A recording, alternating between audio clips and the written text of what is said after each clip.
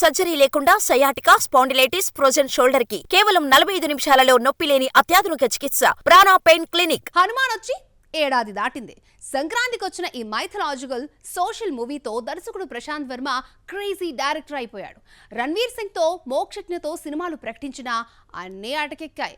Latest గా మరొక hero పేరు తెరపైకొచ్చింది. ఇందులో నిజమెంత? ఇంతకీ ఆ హీరో ఎవరు? హనుమాన్ ను 30 కోట్ల కమ్మితే 157 కోట్ల షేర్ ని కలెక్ట్ చేసింది.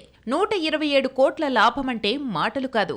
ఎంతటి ఘన విజయం సాధించిన దర్శకుడు ప్రశాంత్ వర్మ ఏం చేస్తున్నాడు అంటే ఏమీ చేయటం లేదు.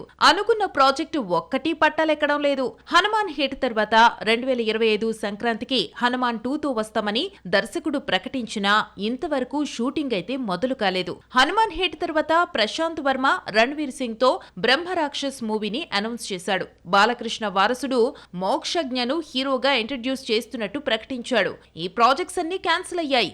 మోక్షజ్ఞతో ప్రశాంత్ వర్మ సినిమా ఉండదన్న టాక్ ఫిలిం వర్గాల్లో వినిపిస్తోంది. రణ్వీర్ సింగ్ తో అనుకున్న బ్రహ్మరాక్షస్ ను ప్రశాంత్ వర్మ మళ్లీ లైన్ లో పెట్టాడు. కథ తనకు బాగా నచ్చడంతో తీయాల్సిందేనన్న పట్టుదలతో ఉన్నాడు. ఈ డ్రీమ్ ప్రాజెక్టును రానాతో తీయాలని ప్రయత్నిస్తున్నాడట. మరి ఈ సినిమా అయినా సెట్స్ పైకి వస్తుందో లేదో చూడాలి మరి.